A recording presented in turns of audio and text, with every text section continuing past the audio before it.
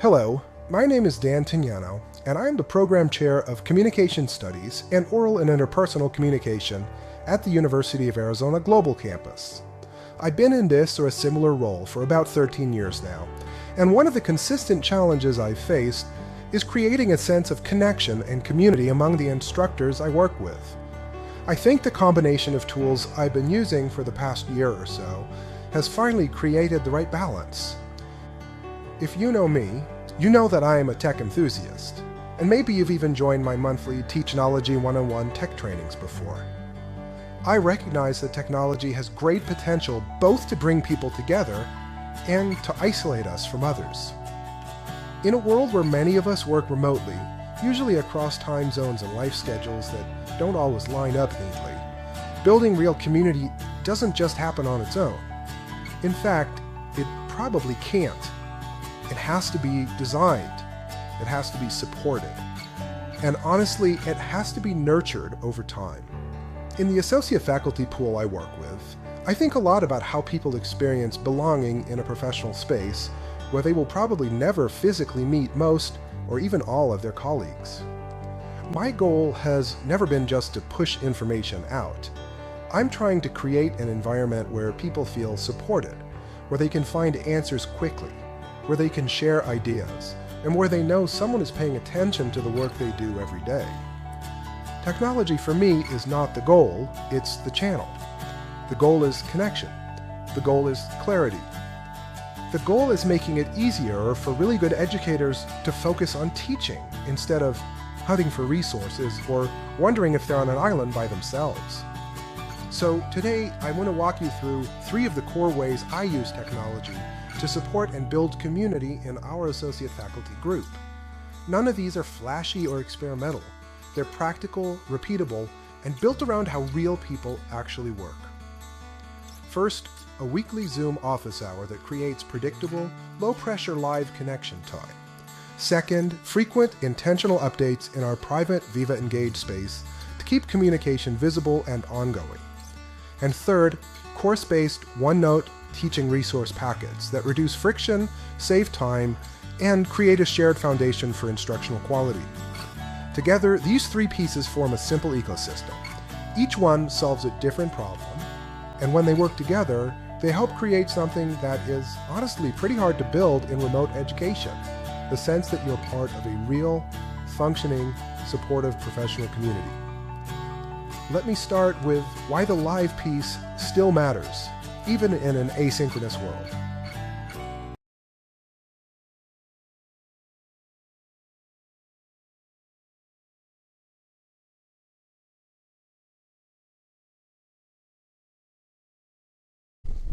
In this short video, I'd like to talk a little bit about my recurring weekly office hour, which I have almost every Monday. If there is a university holiday that falls on a Monday, I'll just skip that week, but I do let people know if they have something pressing. They can email me or they can call me. But that does let us have probably at least 45 of these in a year. Originally, I had them meeting always at the same time on Monday, but this past January, I decided to start a schedule where they alternate every other week an early time with alternating weeks at a later time, hopefully to give more people a chance to attend at a time that is convenient for them. And, honestly, a lot of weeks, no one shows up at all, or 1 or 2 people will drop in to ask a question or 2, and that's it. I think of all the sessions I've had to date, maybe it's maxed out around 10 people attending. And that was at a time when the total size of the teaching pool was probably around 35, I think. It's a little bit larger now.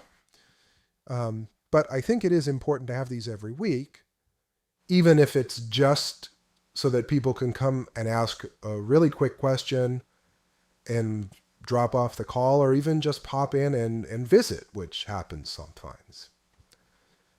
In some weeks, I will have specific plans for a session. A recent example of this was the session 2 weeks ago, as of this recording, where I went through how papers will be graded in SpeedGrader, which is uh, it's a change you may be aware of, that we're moving from Waypoint to SpeedGrader, and within less than a year, I believe, all papers will be graded in SpeedGrader. So this was a session where people did show up to take a look at that.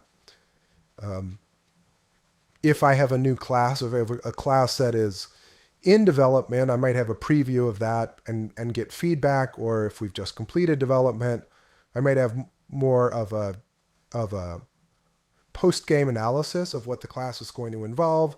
And when the class actually goes live, and this is happening also right now, there's a class that hasn't been taught for a while, so I'm trying to review each week of the course in these weekly sessions. And in some cases, there have been Monday holidays, and I've had to cover 2 weeks in one session, but there's more than enough time to do that. And generally, if I have news or announcements to share, I will let people know in advance. Please, if you're at all able to, please attend this particular office hour session, and that will give me a chance to share the information and also answer questions about it, which can really save a lot of time and be more valuable than an email might be. Any session like that where I'm sharing something that might be of interest to people who can't attend at the day and time that the live session occurs will be recorded, and I'll share those recordings later in Viva Engage, which you will hear about in another video. And in Viva Engage, by the way, I will also share reminders every Monday and every Friday about what we'll be doing in the next office hour, if anything, so that those can be shared and people can be get a little advance notice so they can attend.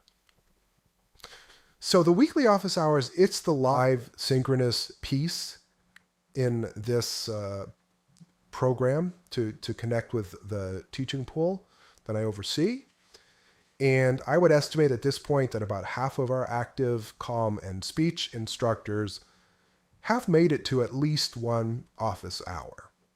And I think that it's important to have this regular, predictable time set aside so that instructors have this regular opportunity not only to interact with me and ask questions of me, but also to interact with other instructors for these classes. In this video, I would like to talk about Viva Engage, which is kind of a social media platform that is available as part of Microsoft 365, what was formerly Office 365. It used to be called Yammer, so it has been around for quite a while. I don't know exactly when the name was changed to Viva Engage, but it's a social media-like platform, and it is my main engagement tool for engaging with the associate faculty pool that I work with. I also use Viva Engage for Teachnology 101, which is a series of technology workshops that I offer throughout the year. You can think of Viva Engaged as being like a really stripped down version of Facebook. It is private in that no one outside our organization can access it. And groups can also be made private within the organization. So, for example, the group that I have for my teaching pool is really by invitation only. So if you're not part of that group, you cannot access it. I don't believe you can even see that it's there. Whereas the group that I maintain for Teachnology 101 is visible to everyone in the organization. And so it gets quite a lot of attention. And most of my posts, the engagement count is probably around 600 for a lot of them. So it can be pretty public facing within our organization, but it can also be fairly private. Within the group that I use in Viva Engage for faculty engagement, I try to post at least twice a week. On Monday, I will post reminding instructors that I have the office hour that is coming up and anything important that might be worth a mention. And on Friday, I tend to post setting up the week ahead, what new sections we may have, and again, anything else that needs attention. And then if something comes up during the week, I may make a post beyond those two. And also, I try to be really diligent about posting birthday wishes for anyone in my team who has a birthday. If it's on a weekday, I'll post on their birthday, and if it's over the weekend, I'll include a mention either on the Friday or the Monday adjacent to their birthday. Uh, I don't make full use of all the capabilities of Viva Engage, and some of the tools that I know are available that I haven't been using. There is a files section, so you can share files. You can create polls. There are Q&A functions. There's something called community experts. I just think lets you designate like this person really knows about this topic, and that's indicated in the listing of the members of that group. There's also analytics available. I mentioned before that you can see how many people viewed a post, but there are deeper analytics available if you own the group, and that can help you understand better how people are using it or how you might be able to fine tune your approach so that it can be used better. I do find that Viva Engage is a pretty good way to get people looped into stuff that's going on. I think most of the people on my team, I'm I know at the last count I have 42 people who have access. I think there might be 2 or 3 people who, for whatever reason, can't access it. But at least half of the people are checking in pretty regularly, at least once a week, and seeing what I'm posting. Viva Engage can be integrated with Teams. So the way that I interact with Viva Engage is through my Teams instance. It can also be accessed through the web or using the Viva Engage app. If it's not something that you're aware of, it's definitely worth checking out. I think it could be used a lot more here for more purposes, not just academic teams, but interest groups. And, I think whatever people come up with could be a potential use of Viva Engage. If you're not familiar with it, it is well worth checking out. There are active groups on Viva Engage. And once you've got an instance, you should be able to, once you've got it integrated, I should say, into your Teams instance, you should be able to find those groups and get a feeling for how it's being used before you strike out on your own and create your own Viva Engage group.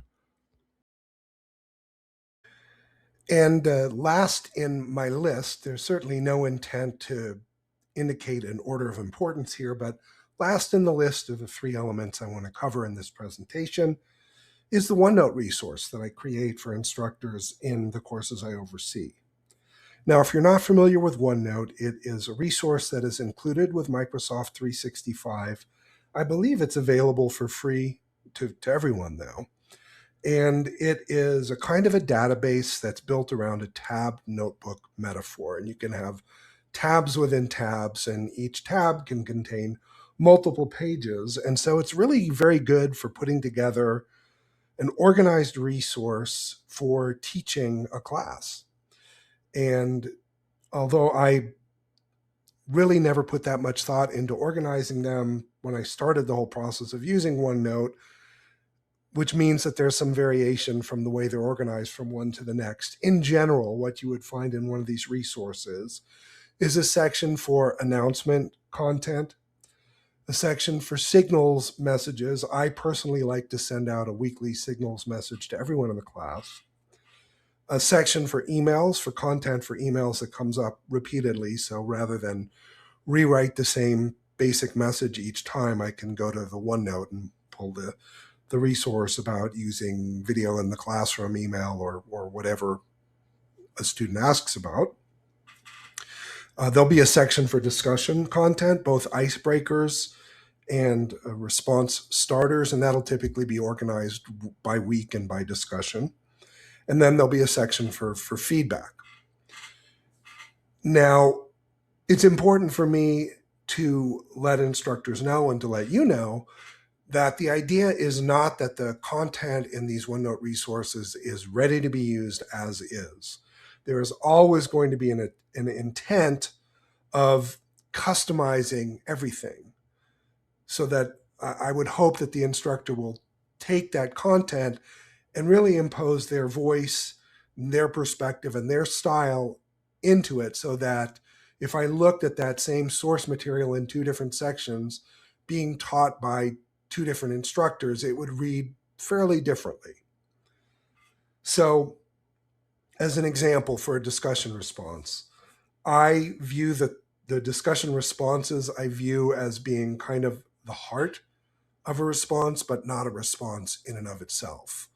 So if I'm responding to a student and I find I have a good candidate response in my OneNote resource, I would write a lead-in that leads specifically from some of the things that the students wrote about in their discussion post into the content that I have provided in that stock response. And then in addition, I would look for opportunities to edit and customize the stock part of that stock response so that it better meets the student's post as well. Typically, I would have a critical thinking question already included in that stock response, but there's always going to be an opportunity to make that better, make it fit better, or even replace it with a new critical thinking question. But again, I like to have that critical thinking question in every response to kind of extend the discussion. My process in developing these OneNote resources is to write them week by week the first time I'm teaching a course, or it may be an existing course that I hadn't created a OneNote before, so it would be the first time I'm teaching that course since I created that OneNote resource. So by the time I'm ending my first time through a course, that resource should be in a pretty much complete first draft state. Now, I will continue to develop that and polish it. Each time I go through and teach the course, I'll add more to it and I'll refine things and I'll even spot errors to fix. So it is a living document, but it is ready for use and ready to be shared after my first time teaching a section. In addition, I definitely welcome any contributions from any instructor of the class. So if they have an announcement that they wrote that they want to share, I will include it in that resource. Or if they have a discussion response that they wrote that they want to share, I will include it. So in that way, also, it is a living document. And I hope that these documents may reduce the time commitment that instructors need to teach a section effectively, but still allow them the space to make each section of a course their own, and for their presence in the classroom to be unique from another instructor's presence. And I hope that I'll never see someone using those response starters or announcements as is from the OneNote, but always with some refinement and individualization. I want to thank you for watching this set of videos about the 3 elements that I use to keep a teaching community engaged and supported. Between the office hours, the Viva Engage group, and the OneNote resource, I think I've found a pretty good combination. Now, I will continue to look for ways to improve and enhance what I'm already providing, and I would welcome any questions or suggestions, which you can send to me in the email address you'll see listed on the next screen. Again, thank you for watching.